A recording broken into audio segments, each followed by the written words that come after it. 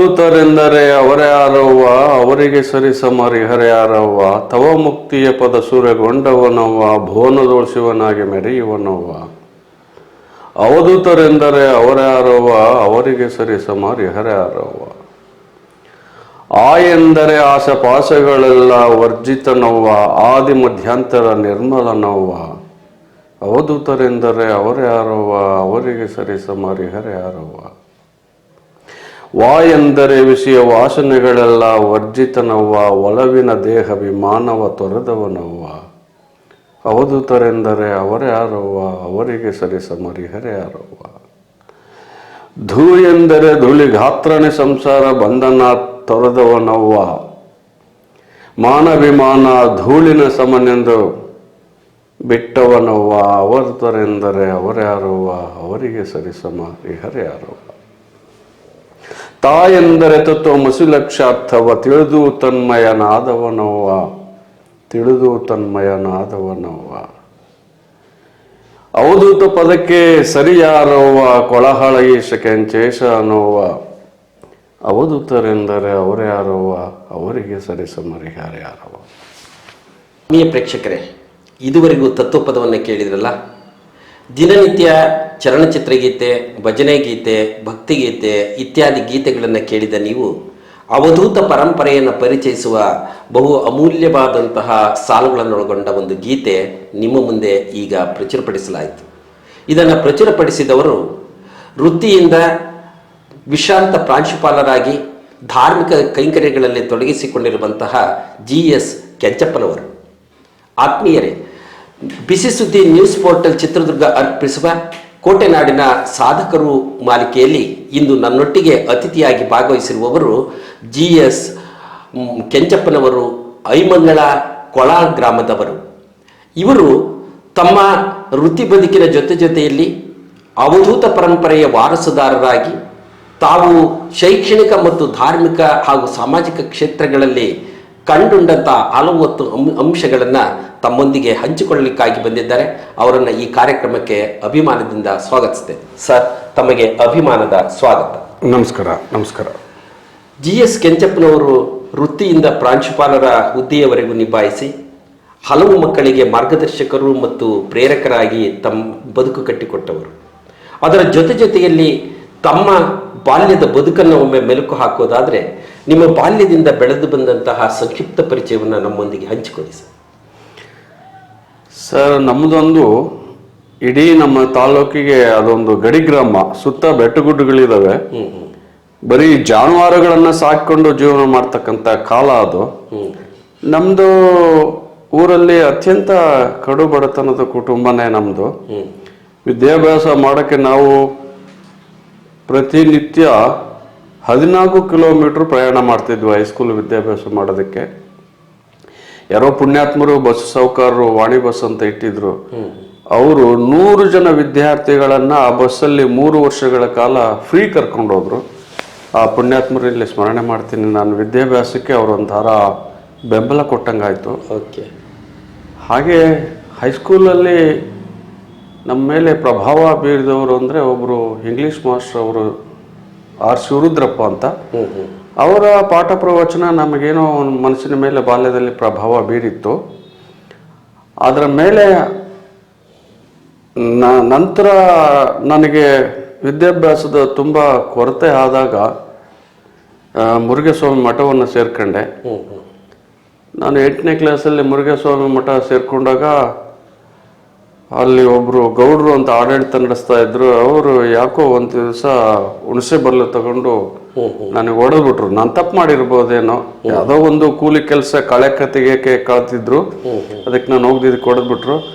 ಹೊಡೆದ ತಕ್ಷಣ ನಾನು ಏನು ತಪ್ಪು ಮಾಡಿದ್ದೇನೆ, ಇವ್ರಿಗೆ ಯಾಕೆ ಅಂತ ಒಂದ್ಸಲ ಅಹಂ ಇತ್ತೇನೋ, ಮಮಕಾರ ಇತ್ತೇನೋ ದೇಹದ ಮೇಲೆ. ಪುಸ್ತಕ, ಟ್ರಂಕು, ಬಟ್ಟೆ ಬರೀ ಏನೇನೋ ಅವ್ರನ್ನ ಕೇಳ್ದಂಗೆ, ಅವ್ರಿಗೂ ಗೊತ್ತಿಲ್ದಂಗೆ ನನ್ನ ಹೊಲ ಇದೆ, ನನ್ನ ಮನೆ ಇದೆ, ವ್ಯವಸಾಯ ಮಾಡ್ಬಿಡ್ತೀನಿ ಅಂತ ಹೇಳಿ ಹೋದೆ. ಮತ್ತೆ ವಾಪಸ್ ಹಳ್ಳಿಗೆ ಹೋಗ್ಬಿಟ್ಟೆ. ಹೋದ ತಕ್ಷಣ ಅಪ್ಪ ಅಮ್ಮ ಭಾಳ ಬುದ್ಧಿ ಹೇಳಿದ್ರು. ನಮ್ಮ ತಾತ ಎಂಜಪ್ಪ ಅಂತ ಗೌನಹಳ್ಳಿಯರು, ನಮ್ಮ ತಾಯಿ ತಂದೆ ಅವ್ರು ಬಂದು ಬುದ್ಧಿ ಹೇಳಿದ್ರು, ಇಲ್ಲ ಓದಕ್ಕೆ ಹೋಗೋದು. ಇಲ್ಲ, ನಾನು ಹೋಗಕ್ಕೆ ಸಾಧ್ಯನೇ ಇಲ್ಲ. ತುಂಬ ಜನ ಬುದ್ಧಿ ಹೇಳಿದ್ರು. ನನಗೆ ಯಾಕೋ ವಿದ್ಯಾಭ್ಯಾಸ ಬೇಡ ಅನ್ಸ್ಬಿಡ್ತು. ಸರಿ, ಆಮೇಲೆ ಅವರು ಶಿಕ್ಷೆ ಕೊಡೋದಕ್ಕೆ ಏನೋ ನನಗೆ ನಮ್ಮ ಮನೆಯಾಗ ಒಂದು 10 ಎಮ್ಮೆ ಇದ್ದು, ಒಂದು 10-15 ದನ ಇದ್ದು, ದನ ಕಾಯರು ಅಂತ ಆಗ್ಬಿಟ್ರು. ಪ್ರತಿದಿನ ಅಲ್ಲಿ 3 ಕಿಲೋಮೀಟರ್ ಅಡವಿ ಇದೆ, ಅಲ್ಲಿ ಸಿದ್ದಪ್ಪನೋಜ್ಜನ ಅಂತ ಹೇಳಿ 1 ವರ್ಷಗಳ ಕಾಲ ಎಮ್ಮೆ, ದನ ಮತ್ತೆ ಒಂದೆರಡು ಕುರಿ ಇವನ್ನೆಲ್ಲ ಜೊತೆಗೆ ಇಟ್ಕೊಂಡು ಹೋಗ್ತಾ ಇದ್ದೆ. ಅವರು ಮನೆಯಲ್ಲಿ ಅವಾಗೆಲ್ಲ ಕಟ್ಟಿಗೆ ತರೋ, ಅಡಿಗೆಗೆಲ್ಲ ಗ್ಯಾಸ್ ಇರಲಿಲ್ಲ. ಪ್ರತಿದಿನ 1 ಕಟ್ಟಿಗೆ ತರಬೇಕಾಯ್ತು ಕಾಡ್ನಾಗಿಂದ, ಒಣಗಿದವು ದನ ಮೇಯಿಸ್ಕೊಂತ ಮತ್ತೆ 1 ಕಟ್ಟಿಗೆ 1 ವರ್ಷ ಕಟ್ಟಿಗೆ ತಗೊಂಬಂದು ನಾನು ಹಾಕಿದೆ ಮನೆಗೆ. ಮಳೆ ಗಾಳಿ ಅದರಲ್ಲಿ ಬಹಳ ನೊಂದು ಬೆಂದ್ಬಿಟ್ಟೆ. ಸ್ವಲ್ಪ ಪಶ್ಚಾತ್ತಾಪ ಆಯ್ತು. ಓದಿದ್ರೆ ಚೆನ್ನಾಗಿದ್ದೇನೆ, ಈಗ ನೋಡಿ ಎಷ್ಟು ಕಷ್ಟಪಡ್ತೀನಿ ಅಂದ್ರೆ. ನನ್ನ ಸ್ನೇಹಿತರು ಬೇರೆಯವ್ರು ಓದ್ದವರೆಲ್ಲ ನಗ್ತಾ ಇದ್ರು. ಇವರಪ್ಪ ಓದಿಸ್ತೀನಿ ಅಂತಂದ್ರು, ಒಳ್ಳೆ ಹಾಸ್ಟೆಲ್ ಕೊಡ್ಸಿದ್ರು ಮುರುಘೇಶ್ವರ ಮಠದಲ್ಲಿ. ಬಿಟ್ಟು ಬಂದು ನೋಡಿ ಈಗ ಎಮ್ಮೆ ಕಾಯ್ತಾನೆ, ದನ ಕಾಯ್ತಾನೆ. ಅವಾಗ ನನ್ನನ್ನೆಲ್ಲ ದನಕಾಯನ್ ಕೆಂಚಪ್ಪ ಅಂತಲೇ ಕರಿತಾ ಇದ್ರು ಊರಾಗೆ. ಅದಾದ್ಮೇಲೆ ಯಾರೋ ಹಿತೈಷಿಗಳು, ಬೇಡಪ್ಪ ಹೀಗೆ ವಯಸ್ಸಿಗೆ ಯಾಕೆ ಬಿಟ್ಬಿಡ್ತೀನಿ. ನಾನು ಯಾರು ಹೇಳಿದ್ರು ಹಠ ಮಾಡ್ಬಿಟ್ಟು 1 ವರ್ಷ ಲ್ಯಾಪ್ಸ್ ಆಗ್ಬಿಡ್ತೀವಿ ವಿದ್ಯಾಭ್ಯಾಸ, 8ನೇ ತರಗತಿ. ನೆಕ್ಸ್ಟ್ ಇಯರು ನನಗೆ ಇಲ್ಲ, ನಾನು ಮಠದಲ್ಲೂ ಓದಲ್ಲ, ಇಲ್ಲೇ ಹತ್ತಿರ ವರ್ಕಿದೇಪುರ ಸ್ಕೂಲ್ಗೆ ಹಾಕಿದ್ರೆ ಓದ್ತೀನಿ ಅಂತ ಹೇಳಿದೆ. ಅವಾಗ ತಾಯಿ ತಂದೆಗಳು ಯಾರೋ ಬುದ್ಧಿವಂತರು ನಡೆದು ನಾನು TC ತರಕ್ಕೂ ಹೋಗ್ಲಿಲ್ಲ ಆ ಮಠಕ್ಕೆ, ಟ್ರಂಕು ಪುಸ್ತಕ ತರಕ್ಕೂ ಹೋಗಿಲ್ಲ. ಅಪ್ಪ ಅಮ್ಮವರು ಅವ್ರ ಹಿತೈಷಿಗಳೇ ಹೋಗಿ TC ತೆಗೆದುಕೊಂಡು ತಂದು ವರ್ಕಿದೇಪುರ ತಂದು ಸೇರಿಸಿದ್ರು. ಸೇರಿದ ಮೇಲೆ ಅಲ್ಲಿ ಚೆನ್ನಾಗಿ ವಿದ್ಯಾಭ್ಯಾಸ ನನಗೆ ಹಿಡಿಸ್ತು. ನಮ್ಮ ಪರಿಸರದ ಎಲ್ಲ ಸ್ನೇಹಿತರು ಇದ್ರು, ಅವರು ವಿದ್ಯಾಭ್ಯಾಸ ಹಿಡಿಸಿದ ಮೇಲೆ ನಾನು ಅಲ್ಲಿ 2nd ಕ್ಲಾಸ್ ಬಂದೆ. ಓದಾದ್ಮೇಲೆ ಮನೆ ಕಡು ಬಡತನದಲ್ಲಿ ಏನು ಮಾಡಿದೆ, ನಾನು ಪೇಪರ್ ಹಾಕಿ ಓದೋಕ್ಕೆ ಸೇರಿಕೊಂಡೆ. ಇಲ್ಲೇ ಚಿತ್ರದುರ್ಗದಲ್ಲಿ ಉಜ್ಜಿನ ಹಾಸ್ಟೆಲ್ ಅಂತ ಇದೆ, ರಂಗಾಯಣ ಬಾಗ್ಲು.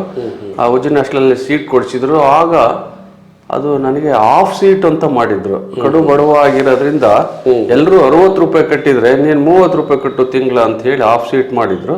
ಆ 30 ರೂಪಾಯಿ ಕಟ್ಟಕ್ಕೂ ಸಾಧ್ಯ ಆಗದಿಲ್ಲದಕ್ಕೆ ಒಂದು ಲೋಕವಾಣಿ, ಇನ್ನೊಂದು ಲಂಕೇಶ್, ಒಂದು ಸ್ವಲ್ಪ ದಿವಸ ಪ್ರಜಾವಾಣಿ, ಈ ರೈಲ್ವೆ ಟಾಕೀಸ್ ಆ ಮಾರ್ಗದಲ್ಲಿ ಲೈನ್ಗೆ ಹಾಕ್ತಾ ಇದ್ದೆ. ಅದ್ರಲ್ಲಿ ಹಾಕಿ ಅದರಲ್ಲಿ ಬಂದು ದುಡ್ಡಲ್ಲಿ ಬೆಳಗ್ಗೆ ಸೈಕಲ್ ಬಾಡಿಗೆಗೆ ಕೊಡ್ತಾ ಇದ್ದೆ.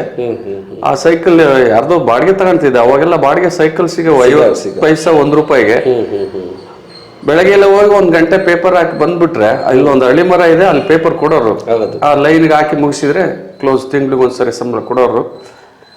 ಅದರಲ್ಲಿ ಹಾಸ್ಟ್ಲಿಗೆ ದುಡ್ಡು ಕಟ್ತಾ ಇದ್ದೆ 30 ರೂಪಾಯಿ. ಬಹುಶಃ ಬದುಕಿನಲ್ಲಿ ಬರ್ತಕ್ಕಂಥ ಕಷ್ಟಗಳು ನಮ್ಮ ಬದುಕನ್ನ ಒಂದಷ್ಟು ಅರ್ಥಪೂರ್ಣಗೊಳಿಸುವಂತ ನಿಟ್ಟಿನಲ್ಲಿ ಸಹಾಯ ಮಾಡ್ತವೆ ಅಂತ ಆಗುತ್ತೆ. ಅಲ್ಲಿಂದ ಛಲ ಹುಟ್ಟು ಬೇರೆ ಬೇರೆಯವರೆಲ್ಲ ಆ ಹಾಸ್ಟೆಲಲ್ಲಿ ನಾನು ನಗೋರು. ಯಾಕೆ ಅಂತಂದ್ರೆ ನನಗಿದ್ದು ತುಂಬಾ ವೈಯಕ್ತಿಕ ಆಗುತ್ತೇನೋ ಹೇಳ್ಕೊಳ್ಳೋದಕ್ಕೆ, ಬಟ್ ಬೇರೆಯವ್ರಿಗೆ ಇದು ಮಾರ್ಗದರ್ಶನ ಆಗ್ಬೋದೇನೋ, ಅಥವಾ ಆ ಕಷ್ಟದವ್ರಿಗೆ ಪರವಾಗಿಲ್ಲ ಎಲ್ರಿಗೂ ಬರ್ತವೆ ಅಂತ. ವಿದ್ಯಾರ್ಥಿಗಳು ಒಂದೇ, ನನಗೆ ಅವಾಗ ಪಟಪಟಿ ನಿಕ್ಕರ್ ಇತ್ತು, ಪ್ಯಾಂಟ್ ಹೊಲ್ಸಿರ್ಲಿಲ್ಲ. ಕಾಲೇಜು ಸೈನ್ಸ್ ಕಾಲೇಜ್ ಸೇರಿದೆ ಫಸ್ಟ್ PUC, ಹೊಲ್ಸಿರಲ್ಲ, ಒಂದು ಪಟಪಟಿ ನಿಕ್ಕರ್ ಇತ್ತು. ಆಮೇಲೆ ನಮ್ಮಮ್ಮ ಇಜ್ಜಲು ಅಂತ ಬರೋದು, ಇಜ್ಜಲು, ಆ ಇಜ್ಜಲಿಗೆ ಉಪ್ಪು ಹಾಕಿ ಒಂದು ಪ್ಲಾಸ್ಟಿಕ್ ಚೀಲದಲ್ಲಿ ಹಾಕಿ, ಇದು ಅಂದ್ರೆ ಎಂಥದ್ದು ಟೂತ್ ಪೇಸ್ಟ್ ಕೊಟ್ಕೊಡೋಕೆ ಹಲ್ಪುಡಿಯಾಗಿ ಅದನ್ನ ಕೊಟ್ಟಿದ್ರು. ಆ ಹಲ್ಪುಡಿ ಒಂದು ಸ್ವಲ್ಪ ನಮ್ಮಲ್ಲಿ ಪಕ್ಕದಲ್ಲಿ ಒಂದು ಹಳ್ಳ ಇತ್ತು, ಅಲ್ಲಿ ಸೌಳು ಅಂತ ಇತ್ತು. ಸೋಪ್ ತಗೊಳಕ್ಕಾಗದಿರೋದಕ್ಕೆ ಸೌಳು ಕೊಟ್ಬಿಟ್ಟಿದ್ರು. ಅವೆರಡು ಬಳಸ್ತಿದ್ರಿಂದ ಕೊಲೀಗ್ಸು, ನನ್ನ ಸಹಪಾಠಿಗಳು ಸೇರ್ತಿರ್ಲಿಲ್ಲ. ಒಂದು ರೂಮ್ನಾಗ 5 ಜನ ಹಾಕಿದ್ರು. ಅವರು ಚಾಕ್ ಪೀಸ್ ತಗೊಂಡು ಗೆರೆ ಹಾಕ್ಬಿಟ್ಟಿದ್ರು. ನೀನು ಸ್ನಾನ ಮಾಡಲು ಬಟ್ಟೆ ಇಲ್ಲ, ಹಾಗೆ ನೀನು ಈ ಕಡೆಗೆ ಕಾಲು ಹಾಕ್ಬಾರ್ದು, ಹಾಗೆಲ್ಲ ಅವ್ರು ಹಾಕಿದ್ರು. ಇನ್ನೊಂದು, ಈಗ ನನ್ನ ಸ್ನೇಹಿತರು ನೆನ್ಕೊಳ್ತೀನಿ, ಆತ ಎಲ್ಲೋ PDO ಆಗಿ ರಿಟೈರ್ಡ್ ಆಗಿರ್ಬೇಕು, ಹುಸೇನ್ ಸಾಬ್ ಅಂತ. ಎಲ್ಲರೂ ಬ್ಯಾಟ್ ಇಲ್ದವನು, ಯಾವುದೋ ಒಂದು ಸಿನಿಮಾ ಗೆಂಡೆ ತಿಮ್ಮ ಅಂತ, ಅದೇನೋ ಪರಸಂಗದ ಗೆಂಡೆ ತಿಮ್ಮ, ಹಂಗೆ ನಿಕ್ಕರ್ದಾಗಿದ್ದೇನಂತೆ ಎಲ್ಲ ಹೇಳ್ಸೋರು. ನನಗೇನೋ ನಮ್ಮ ಸ್ನೇಹಿತ 1 ವಾರ ನಾನು ಬರಲ್ಲ ಅಂದ್ಬಿಟ್ಟ. ಅವನಿಗೆ ಅವರಪ್ಪ ಒಳ್ಳೆ ಪ್ಯಾಂಟು ಒಳ್ಳೆ ಶರ್ಟು ಹೊಲಿಸಿದ್ರು. ಅವನು ಕೇಳಿದೆ, ಅವರು ಮುಸ್ಲಿಮರು, ಹುಸೇನ್ ಸಾಬ್ ಅಂತ, ನೀನು ವಾರ ಇರೋಲ್ಲ ಪ್ಯಾಂಟ್ ಶರ್ಟು ಕೂಡ, ನಾನು ಕಾಲೇಜ್ಗೆ ಹೋಗ್ತೀನಿ, ತೊಳ್ಕೊಂಡೆಲ್ಲ ರೆಡಿ ಮಾಡಿ ನೀನು ಕೇಳ್ದಾಗ ವಾಪಸ್ ಕೊಡ್ತೀನಿ ಅಂತ ರೂಮಿಗೆ ಅದೆಲ್ಲ ತಗೊಂಬಂದೆ. ಕೇಳಿದ್ರು ರೂಮ್ ಸಹಪಾಠಿಗಳು, ಈ ಪ್ಯಾಂಟು ಶರ್ಟ್ ಎಲ್ಲೋ ಅಂತಂದ್ರು. ನಾನು ಈ ಸತ್ಯ ಹೇಳ್ಬೇಕಂದ್ರೆ ಒಂದು ಸುಳ್ಳು ಹೇಳಿದೆ, ನಮ್ಮಪ್ಪ ಹತ್ತಿ ಮಂಡಿಗೆ ಬಂದಿತ್ತು, ಇಲ್ಲೇ ಪ್ಯಾಂಟು ಶರ್ಟು ಕೊಡ್ಸೋಗಿತ್ತೆ ಅಂತ ಅವ್ರಿಗೆ ಸ್ನೇಹಿತರಿಗೆಲ್ಲ ಸುಳ್ಳು ಹೇಳಿದೆ. ಅದನ್ನ ಹಾಕೊಂಡು ದಿನ ಸೈನ್ಸ್ ಕಾಲೇಜಿಗೆ ಓಡಾಡಿದೆ. ಒಂದು ವಾರ ಭಾಳ ಖುಷಿಯಾಗಿದ್ದೆ, ಸ್ನೇಹಿತರ ಜೊತೆಗೆಲ್ಲ ಒಳ್ಳೆ ಬಟ್ಟೆ ಹಾಕೊಂಡು ಓಡಾಡ್ತಾನೆ ಅಂತ. ನಾನು 8-15 ದಿವಸ ಆದರೂ ಅವನಿಗೆ ಬಟ್ಟೆ ಕೊಡದೇ ಇರೋದ್ರಿಂದ ಒಂದು ಶನಿವಾರ ಅದನ್ನು ತೊಳೆದು ಹ್ಯಾಂಗರ್ಗೆ ಹಾಕಿ ಅಲ್ಲಿ ಬಿಟ್ಟಿದ್ರಿ. ದೊಡ್ಡಪೇಟೆಗೆ ಒಂದು ಇಸ್ತ್ರಿ ಅಂಗಡಿ ಇತ್ತು, ಜಯಣ್ಣ ಅಂತ, ಅವ್ರಿಗೆ ಇಸ್ತ್ರಿ ಮಾಡ್ರಪ್ಪ ಅಂತ ಕೊಟ್ಟು ಅವತ್ತು ಪ್ರಾಕ್ಟಿಕಲ್ ಇತ್ತು, ಸೈನ್ಸ್ ಕಾಲೇಜಿಗೆ ಹೋಗ್ಬಿಟ್ಟಿದ್ದೀನಿ ನಾನು. ಹುಸೇನ್ ಸಾಬು ಹಾಸ್ಟ್ಲಿಗೆ ಬಂದುಬಿಟ್ಟು ಕೆಂಚಪ್ಪ ರೂಮ್ ಯಾವುದೊಂದು ಇದೆ ಅವನು, ಮತ್ತು ಅವನು ನನ್ನ ಬಟ್ಟೆ ಕೊಡಬೇಕಾಯಿತು, ಕೊಟ್ಟಿಲ್ಲ. ಹೌದಾ, ಯಾವ ಇಸ್ತ್ರಿ ಕೊಟ್ಟಿದ್ದಾನೆ ಅಂದರು. ಅವರು ಇಸ್ತ್ರಿ ರೂಮ್ ತೋರಿಸಿದೆ, ಅಂಗಡಿ ತೋರಿಸಿದ್ದಾರೆ. ಅಲ್ಲಿ ಹೋದಾಗ ಅವ್ನು ಬಟ್ಟೆ ಕೊಡ್ತಿದ್ದಾನೆ, ಅವನು ಇಸ್ತ್ರಿದು ದುಡ್ಡು ಕೊಟ್ಬಿಟ್ಟು ಇಸ್ಕೊಂಡು ಹೋಗ್ಬಿಟ್ಟ. ನಾನು ಪ್ರಾಕ್ಟಿಕಲ್ ಮುಗಿಸ್ಕೊಂಡು ರೂಮಿಗೆ ಬಂದೆ, ಎಲ್ಲ ನಗ್ತಾ ಇದ್ರು. ನೋಡಕ್ಕೆ ಇದ್ರೆ ಕೆಂಚಪ್ಪರ್ ತಂದೆ ಹಂಗಿರ್ಬೇಕು, ಹೊಸ ಪ್ಯಾಂಟ್ ಹೊಸ ಶರ್ಟ್ ಕೊಡಿಸಿದ್ದಾರೆ, ಇವತ್ತು ಬಾರೋ ಬೆಟ್ಟಕ್ಕೆ ಹೋಗೋಣಂತ ಕರೆದ್ರು ಅವರೆಲ್ಲ. ನನ್ನ ಬಟ್ಟೆ ನೋಡಿದೆ, ನನ್ನ ಬಟ್ಟೆ ಇರಲಿಲ್ಲ. ಇವರೆಲ್ಲ ನಗದು ನೋಡಿ ಏನಾಯಿತು ಅಂದ್ವಿ. ಅವ್ರು ಯಾರೋ ಒಬ್ರು ಹೇಳಿದರು, ಇಲ್ಲ ಅವರು ಮುಸ್ಲಿಂ ಹುಡುಗ ಬಂದಿದ್ದ, ಬಟ್ಟೆ ಎಲ್ಲ ತಗೊಂಡು ಹೋದ, ಹಂಗೆ ಅಂದೆ. ಯಾಕೆ ಸುಳ್ಳು ಹೇಳಿದೆ ಅಂತೆಲ್ಲ ಅವರೆಲ್ಲ ಕಿಚಾಯಿಸ್ತಿದ್ರು, ಚೇಡ್ಸೋರು ಅವಾಗೆಲ್ಲ. ಆಯಿತು ಬಿಡಿ, ಪರವಾಗಿಲ್ಲ, ನೋಡೋಣ ಅಂದೆ. ಅಷ್ಟೊತ್ತಿಗೆ SLCಯಲ್ಲಿ ನಾನು ಒಳ್ಳೆ ಸ್ಕೋರ್ ಮಾಡಿದ್ರಿಂದ 200 ರೂಪಾಯಿ ಬಂದಿತ್ತು. ನಾನು ಬಟ್ಟೆ ಹೊಲಿಸ್ಕೊಳ್ಬೇಕಂತ ತುಂಬ ಆಸೆಗಿದ್ದೆ, ಅದಕ್ಕೆ 200 ರೂಪಾಯಿಗೆ. ಆ ಸಮಯಕ್ಕೆ ಅದು ಮಾರ್ಚ್ ತಿಂಗಳಲ್ಲಿ ಬಂದಿತ್ತು ಸ್ಕಾಲರ್ಶಿಪ್ 200 ರೂಪಾಯಿ. ನಮ್ಮಮ್ಮ ಬಂದ್ಬಿಡ್ತು, ಯುಗಾದಿ ಹಬ್ಬ ಮನೆಗೆ ದುಡ್ಡಿಲ್ಲ, ಯುಗಾದಿ ಹಬ್ಬಕ್ಕೆ ದುಡ್ಡು ಕೊಡಪ್ಪ ಅಂತ ಸ್ಕಾಲರ್ಶಿಪ್ಪು ಇಸ್ಕೊಂಡು ಹೋಗ್ಬಿಟ್ರು. ಅದ್ರಾಗ ಒಂದು 50 ರೂಪಾಯಿ ಬಿಟ್ಟರು, 250 ರೂಪಾಯಿ ಅವ್ರ ಮನೆಗೆ ಯುಗಾದಿಗೆ ತಗೊಂಡೋದ್ರು. ನಾನು ಸಂತೋಷವಾಗಿ ಕೊಟ್ಟೆ. 50 ರೂಪಾಯಿಗೆ ಅಲ್ಲಿ ಒಂದು ಯೂನಿಯನ್ ಟಾಕೀಸ್ ಇತ್ತು, ಅಲ್ಲಿ ಹಳೆ ಬಟ್ಟೆ ಮಾರೋರು, ಒಂದು ಪ್ಯಾಂಟು ಒಂದು ಶರ್ಟು. 50 ರೂಪಾಯಿ ಕೊಟ್ಟು ಪ್ಯಾಂಟು ಶರ್ಟು ಹೊಲಿಸ್ಕೊಂಡಿಲ್ಲ, ಅವಾಲೇ ತೊಳೆದು ಕ್ಲೀನ್ ಮಾಡಿದ್ರು. ಒಟ್ಟು ಒಂದು ಪ್ಯಾಂಟ್ ಬೇಕಾಗಿತ್ತು ನನಗೆ. ಅದು 50 ರೂಪಾಯಿದು ಪ್ಯಾಂಟು ಶರ್ಟ್ನಲ್ಲಿ 1 ವರ್ಷ ಓದಿದೆ. ಒಟ್ಟು ಜೀವನ ಹೀಗೆ ಪ್ರಾರಂಭ ಆಯಿತು, ವಿದ್ಯಾಭ್ಯಾಸ. ಕೊನೆಗೆ ನನಗೆ ಓದಿಸೋದಕ್ಕೆ ದುಡ್ಡಿಲ್ದಂಗೆ ಆಗ್ಬಿಡ್ತು. ಮುಂದೆ ಓದಬೇಕಾದಾಗ ಪುಣ್ಯಾತ್ಮರು ಬಕ್ಕೇಶ್ ಅಂತ ಆಗ ZP ಪ್ರೆಸಿಡೆಂಟ್ ಆಗಿದ್ರು. ನಾನು ಚಿತ್ರದುರ್ಗದ ಬ್ಯಾಂಕು, ಹೊಳಲ್ಕೆರೆ ಬ್ಯಾಂಕು, ಸುಮಾರು ಬ್ಯಾಂಕುಗಳು 10 ಬ್ಯಾಂಕು ತಿರುಗಾಡಿದೆ, ಎಜುಕೇಷನ್ ಲೋನ್ ಕೊಡ್ರಿ ಅಂತ. ನನಗೆ ಯಾರೂ ಶೂರಿಟಿಗೆ ಸೈನ್ ಹಾಕರು ಇರಲಿಲ್ಲ. ಎಲ್ಲರೂ ನಮ್ಮ ಬಡತನ ನೋಡಿ ಯಾರು ಶೂರಿಟಿ ಹಾಕಿ, ಎಲ್ಲ ಬಂಧುಗಳೆಲ್ಲ ನೌಕರದಾರ ಇದ್ರು, ಆದರೆ ಇವನು ತೀರ್ಸೋದಿಲ್ಲ ಅಂತ ಯಾರು ಮುಂದೆ ಬರಲಿಲ್ಲ. ಆಗ ಬಕ್ಕೇಶ್ ಸಾಹೇಬ್ರ ಹತ್ರ ಹೋದ್ವಿ. ಏನು ಹಿಂಗೆ ಎಲ್ಲಿ ಓದ್ತೀಯ? ಮಹಾರಾಷ್ಟ್ರದಲ್ಲಿ ಓದ್ತೀನಿ ಸರ್ ಅಂದೆ. ಶೂರಿಟಿಗೆ ಯಾರು ಸೈನ್ ಹಾಕಿಲ್ಲ. ಕೆನರಾ ಬ್ಯಾಂಕಿಗೆ ಫೋನ್ ಮಾಡ್ತೀನಿ, ನನ್ನ ಹೆಸರು ಹೇಳಿ ಹೋಗು. ಕೆನರಾ ಬ್ಯಾಂಕಲ್ಲಿ ಮೋಹನ್ ಕುಮಾರ್ ಅಂತ ಮ್ಯಾನೇಜರು, ಏನಯ್ಯ 15 ಸಾರಿ ಬಂದು ಹೋಗಿದೆಯಾ, ನಾವು ಲೋನ್ ಕೊಡೋಕ್ಕಾಗಲ್ಲ, ನಿಮ್ದು ಹೊಳಲ್ಕೆರೆ ತಾಲೂಕು, ಇದು ಚಿತ್ರದುರ್ಗ, ಹೆಂಗೆ ಕೊಡೋಕ್ಕೆ ಬರುತ್ತೆ? ತಂದೆ ತಾಯಿ ಜಮೀನೆಲ್ಲ ಹೊಳಲ್ಕೆರೆಗಿದೆ ಅಂದರು. ಸರ್ ಹೇಳ್ಬಾರ್ದು, ಬಕ್ಕೇಶ್ ಅವರು ಹೇಳಿ ಕಳಿಸಿದ್ರು ಸರ್ ಅಂದೆ. ಬಕ್ಕೇಶ್ ಅವ್ರ ಮನೆಗೆ ಆಗ್ತಾನೆ ಅವರು ಬಂದಿದ್ರು, ಕೆನರಾ ಬ್ಯಾಂಕ್ ಮ್ಯಾನೇಜರು. ನಾವು ಬಕ್ಕೇಶ್ ಅವ್ರ ಹತ್ರ ಇದ್ವಲ್ಲ, ಇವ್ರು ಬಂದು ಹೋಗಿದ್ದು ನೋಡಿದ್ವಿ. ಅಲ್ಲೋ ಬ್ಯಾಂಕ್ನಾಗ ಒಂದು ಸುಳ್ಳು ಹೇಳಿದ್ವಿ. ಸರ್ ನೀವು ಬಂದು ಮಾತಾಡ್ಸಿ ಹೋದ್ರಲ್ಲ, ಅದರಿಂದ ನಾವು ಎಂಟ್ರಿ ಆದ್ವಿ, ಈಗ ಹೇಳಿದ್ದೀನಿ ಹೋಗ್ರಿ ಅಂದರು ಸರ್ ನಿಮ್ಮ ಹತ್ರ ಬಂದು. ಹೌದು, ಅವ್ರು ಹೇಳಿದ್ರ? ಹಾಗಾದ್ರೆ ಕೊಡ್ತೀನಿ, ಗೌರ್ಮೆಂಟ್ ನೌಕರ ಶೂರಿಟಿ ತಗೊಂಬ ಅಂದರು. ಒಂದು 8 ದಿವಸ ಪರದಾಡ್ದೆ, ಯಾರು ಶೂರಿಟಿ ಸೈನ್ ಹಾಕಕ್ಕೆ ಬರಲಿಲ್ಲ. ಸದ್ಯ ನಾನೇನು ಮಾಡಿದೆ, ನಮ್ಮಪ್ಪ ಪಾಣಿ ಇತ್ತು, ನಮ್ಮಪ್ಪನ ಕರ್ಕೊಂಡು ಬಂದೆ. ನನಗೆ ವಿದ್ಯಾಭ್ಯಾಸ ಲಾಸ್ಟ್ ಡೇಟ್ ಆಗ್ಬಿಡ್ತು, ಫೀಸ್ ಕಟ್ಟಲೇಬೇಕಾಯ್ತು. ನಾನು MSW ಮಾಡಿದ್ದೆಲ್ಲ ಮಹಾರಾಷ್ಟ್ರದಲ್ಲಿ. ಹಾಗಾಗಿ ಆ ಫೀಸ್ ಕಟ್ಟೋದಕ್ಕೆ ಮೋಹನ್ ಕುಮಾರ್ ಹತ್ರ ಹೋಗಿ, ನೋಡು ನೀನು ಸಾಲ್ಗಾರ ಆಗು, ನಿಮ್ಮಪ್ಪ ಶೂರಿಟಿ ಹಾಕ್ಬಿಡ್ಲಿ ಅಂದರು. ಓಕೆ. ಆಗಿನ ಕಾಲಕ್ಕೆ ಕೆಪಾಸಿಟಿ 4,000 ಲೋನ್ ಕೊಟ್ಬಿಟ್ರು, ಎಜುಕೇಷನ್ ಲೋನ್. ಆದರೆ ಕೈಗೆ ಮಾತ್ರ ದುಡ್ಡು ಕೊಡೋದಿಲ್ಲ ಅಂದ್ಬಿಟ್ರು. ನಾನು ಬಟ್ಟೆ ಟ್ರಂಕು ಎಲ್ಲ ತಗೊಂಡು ಬಸ್ ಚಾರ್ಜ್ ಕೊಟ್ಬಿಡ್ತಾರೆ ಇವತ್ತು ದುಡ್ಡು ಅಂತ. ನಾನು ಈಗ ಬಾಂಬೆ ಬಸ್ ಹತ್ತನಂತ ಬಂದಿದ್ದೆ. ಅವರು ದುಡ್ಡು ಕೊಡಲ್ಲ, ನೀನು ಅಲ್ಲೋಗಿ ಹಾಸ್ಟ್ಲಿಗೆ ಸೇರಿ ಅಲ್ಲಿಂದ ರಸೀದಿ ಕಳಿಸು, ಆವಾಗ ಇಲ್ಲಿಂದ ಪ್ರತಿ ತಿಂಗಳು ಕಟ್ತೀವಿ ಅಂತ. ಪುಣ್ಯಾತ್ಮರು ಪ್ರತಿ ತಿಂಗಳು 300 ರೂಪಾಯಿ ಕಳಿಸಿದ್ರು. ಈಗ ಇಷ್ಟೆಲ್ಲ ಆಯ್ತು. ಹೌದು, ಒಂದಷ್ಟು ಅಡೆತಡೆಗಳ ಮಧ್ಯೆ, ಕಷ್ಟಗಳ ಮಧ್ಯೆ, ಅವಮಾನಗಳ ಮಧ್ಯೆ, ಒಂದಷ್ಟು ಕಿಚಾಯಿಸ್ಗಳ ಮಧ್ಯೆ ಕೆಂಚಪ್ಪನವರ ವಿದ್ಯಾಭ್ಯಾಸದ ಪಯಣ ಸಾಗಿ ಹೋಯ್ತು. ಮಹಾರಾಷ್ಟ್ರದಲ್ಲಿ MSW ಮುಗಿಸ್ಕೊಂಡ್ರಿ, ಮತ್ತೆ ನೌಕರಿ ಹಿಡಿದ್ರಿ. ನೌಕರಿಯ ಒಂದಷ್ಟು ಒಳ್ಳೆಯ ಕೆಲಸಗಳನ್ನು ಮಾಡ್ತಾ ವಿದ್ಯಾರ್ಥಿಗಳ ಭವಿಷ್ಯವನ್ನು ರೂಪಿಸ್ತಾ ಕೊನೆಗೆ ನೀವು ಪ್ರಾಂಶುಪಾಲರಾಗಿ ನಿವೃತ್ತಿ ಒಂದು ಹೊತ್ತಿಗೆ ನಿಮ್ಮ ಸಾರ್ಥಕ ಸೇವೆಯ ಕೆಲವು ಕ್ಷಣಗಳನ್ನು ನೆನಪು ಮಾಡ್ಕೊಳ್ಳಿ. ಸರ್ ಕಷ್ಟಕ್ಕಾದ ನೆನೆಸ್ಕೋಬೇಕು. ನಾನು MSW 70% ತೆಗೆದಿದೆ. ಇಂಟ್ರ್ಯೂ ಬಂದರು, ಯಾವುದಕ್ಕೂ ದುಡ್ಡು ಕೊಡೋಕ್ಕಾಗದಿರೋದಕ್ಕೆ ತಹಸೀಲ್ದಾರ್ ಇಂಟ್ರ್ಯೂ ಹೋಯ್ತು, CDP ಇಂಟ್ರ್ಯೂ ಹೋಯ್ತು. ನಿಮಗೆ ಕೈ ಮುಗಿದು ಹೇಳ್ತಾ ಇದ್ದೀನಿ, ಗೋವಿಂದ ರಾವ್ ಅಂಥೇಳಿ, ಗೋವಿಂದ ರಾವ್ ಅಂತ, ಅವ್ರು ಹಿರಿಯೂರಿನವರು, ಹೈಕೋರ್ಟಲ್ಲಿ ಕೆಲಸ ಮಾಡ್ತಾಯಿದ್ರು. ನನಗೆ ಲೆಕ್ಚರ್ ಕೆಲಸಕ್ಕೆ ಕೋರ್ಟಿಗೆ ಹಾಕೋದಕ್ಕೆ, ಹೈಕೋರ್ಟಿಗೆ ನನ್ನ ಹತ್ರ ಒಂದು ಜೋಬ್ನಾಗಿದ್ದು $1,000 ರೂಪಾಯಿ ಕೊಟ್ಟೆ. ತಿರ್ಗಾ 3 ವರ್ಷ ನಾನು ಅವ್ರನ್ನ ತಿರುಗಿ ನೋಡೋಕ್ಕಾಗಲಿಲ್ಲ. ಅವರು ಕೋರ್ಟಲ್ಲಿ ಕೇಸ್ ಗೆದ್ದು ಪತ್ರ ಹಾಕಿ 4 ತಿಂಗಳಾಗಿತ್ತು, ನಮ್ಮೂರಿಗೆ ತಲುಪಿರಲಿಲ್ಲ. ಕೊನೆಗೆ ಅವರೇ ಕೋರ್ಟಿಂದ ಯಾರನ್ನೋ ಹಿಡಿದು ಇನ್ನೊಂದು ಪತ್ರ ಹಾಕಿಸಿ ನನ್ನ ಕರೆಸ್ಕೊಂಡು $1,000 ರೂಪಾಯಿಗೆ ಹೈಕೋರ್ಟಲ್ಲಿ ಕೇಸ್ ಗೆದ್ದು PU ಬೋರ್ಡ್ಗೆ ಹೋಗಿ ಡ್ಯೂಟಿ ಜಾಯಿನ್ ಮಾಡಿಸೋ ತಕ್ಕನ ಆತನದು ಯಾವರು ಏನು ಪುಣ್ಯಾತ್ಮನೋ, ಯಾಕಷ್ಟು ಇಂಟ್ರೆಸ್ಟ್ ತೊಗೊಂಡ್ರೋ ಗೊತ್ತಿಲ್ಲ, ಕೊಟ್ಟಿದ್ದು $1,000. $1,000ಕ್ಕೆ ಫಸ್ಟ್ ಕೇಸ್, ಒರಿಜಿನಲ್ ಕೇಸ್ ಗೆದ್ರು. ಎರಡನೇದು ಅದರಲ್ಲಿ 4 ವಾರದೊಳಗೆ ಕೆಲಸ ಕೊಡ್ಬೇಕು ಹುಡುಗನಿಗಂತ ಆರ್ಡರ್ ಆಗಿತ್ತು. ಅವರು 6 ವಾರ ಆದರೂ ಕೊಟ್ಟಿರಲಿಲ್ಲ. ಮತ್ತು ಕಂಟೆಂಪ್ಟ್ ಕೇಸ್ ಹಾಕಿದ್ರು, ಅದಕ್ಕೆ ಚಾರ್ಜೇ ತಗೊಳ್ಳಿಲ್ಲ. ಅದಾದಮೇಲೆ ನೌಕರಿ ಸಿಕ್ತು. ನೌಕರಿ ಸಿಕ್ಕಾದ್ಮೇಲೆ ಸರ್ ಒಂದು ಉಂಗುರ ಮಾಡಿಸ್ಕೊಂಡು ತಗೊಂಡೋಗಿ ಕೊಡೋಣ ಅಂತ ಹೋದರೆ ಆತ ಮುಟ್ಲೇ ಇಲ್ಲ. ಇದನ್ನು ವಿದ್ಯಾರ್ಥಿಗಳಿಗೆ ಬಳಸ್ಬಿಡು, ನಿಂತ ಯಾರಿಗಾದ್ರೂ ಫೀಸ್ ಇಲ್ಲ ಅಂದರೆ ಅವ್ರಿಗೆ ಕೊಟ್ಬಿಡು ಅಂತ ಬೆಂತಟ್ಟಿ ನನ್ನ ಕಳಿಸಿದ್ರು. ಆ ಗೋವಿಂದರಾಜು ಎಲ್ಲ ಅನ್ನೋದನ್ನ ನನ್ನ ಜೀವನದಲ್ಲೇ ಮರೆಯೋಕ್ಕಾಗಲ್ಲ ಸರ್. ಅಂದರೆ ಈಗ ಒಂದಷ್ಟು ದೇವರು ಎಲ್ಲ ಕಡೆ ಇರೋಕ್ಕಾಗಲ್ಲ ಅಂತ ಈ ರೀತಿ ಯಾರ್ಯಾರೋ ಮೂಲಕ ನೆರವನ್ನು ಮಾಡಿಸಿರುವಂಥದ್ದು ನಿಮ್ಮ ಬದುಕಿನಲ್ಲಿ ಸತ್ಯ ಆಯಿತು. ಸಹಜವಾಗಿ ಈ ಸಾಧನೆಯ ಜೊತೆಗೆ ನಿಮ್ಮ ಕಷ್ಟಗಳನ್ನು ನಿಮ್ಮ ವಿದ್ಯಾರ್ಥಿಗಳಿಗೆ ಆಗಬಾರ್ದು ಅನ್ನೋ ರೀತಿಯಲ್ಲಿ ನಿಮ್ಮ ವೃತ್ತಿಯನ್ನು ಮುಗಿಸ್ಕೊಂಡು ಆದರ್ಶ ಶಿಕ್ಷಕರಾಗಿ ಪ್ರಾಂಶುಪಾಲರಾಗಿ ನಿವೃತ್ತಿ ಹೊಂದಿದೆ. ಅದ್ರ ಜೊತೆಗೆ ಒಂದು ಕಡೆ ಕೆಂಚಪ್ಪನವರು ಶೈಕ್ಷಣಿಕ ಕ್ಷೇತ್ರದ ಒಂದು ಊರುಗೋಲಾಗಿ ಕೆಲಸ ಮಾಡಿದರು. ಮತ್ತೊಂದು ಕಡೆ ತಮ್ಮ ಮನೆತನದ ಹಿನ್ನೆಲೆಯನ್ನು ನೋಡೋದಾದರೆ ಬಡತನವನ್ನು ಹೊರತುಪಡಿಸಿ ನಿಮ್ಮಲ್ಲಿ ಒಂದು ಅವಧೂತ ಪರಂಪರೆಯ ಒಂದು ಪ್ರತೀತಿ ಬೆಳೀತಾ ಬಂತು.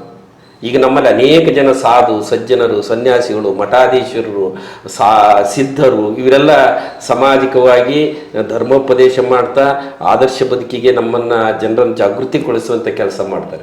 ಅದು ನಿಮ್ಮ ಮನೆತನದಿಂದ ಅವಧೂತ ಪರಂಪರೆಯ ವಾರಸುದಾರರಾಗಿ ನೀವು ಹೊರಟ್ರಲ್ಲ, ಈ ಪರಂಪರೆ ಹೇಗೆ ಹುಟ್ಟಿತು ನಿಮ್ಮಲ್ಲಿ? ತುಂಬ ಒಳ್ಳೆ ಪ್ರಶ್ನೆ ಕೇಳಿದ್ರಿ. ಅತ್ಯಂತ ನನಗೆ ಮೆಚ್ಚುಗೆ ಆಗಿರೋದು ಈಗ ಆಧ್ಯಾತ್ಮ ವಿಚಾರವೇ. ಜೀವನ ಅದೆಲ್ಲ ನೌಕರಿ ಆಯಿತು, ಅಚಾನಕ್ ಹುಟ್ಟಿದ್ವೋ ಏನು ಪೂರ್ವಾರ್ಜಿತ ಪುಣ್ಯ ಇತ್ತೋ, ಒಟ್ಟು ಅವಧೂತರ ಮಂತ್ರದಲ್ಲಿ ಹುಟ್ಟಿದ್ವಿ. ಬಾಲ್ಯದಲ್ಲಿ 5ನೇ ಕ್ಲಾಸ್ನಾಗೆ ನಾನು ಓದ್ತಾ ಇರುವಾಗ ರಾತ್ರಿ ಹೊತ್ತು ಪುರಾಣ ನಡೆಯೋದು, ದೇವಿ ಪುರಾಣ ಅಂತ. ನಮ್ಮ ದೊಡ್ಡಪ್ಪ ಅವರು 96 ವರ್ಷ ಬದುಕಿದ್ರು. ಇಡೀ ದೇವಿ ಮಹಾತ್ಮೆ 18 ಅಧ್ಯಾಯ ಕಂಠಪಾಠ ಆಗಿತ್ತು. ಅವರು ತಾಳೆಗರಿ, ಅದು ದೇವಿ ಮಹಾತ್ಮೆ ತಾಳೆಗರಿಯಲ್ಲಿತ್ತು.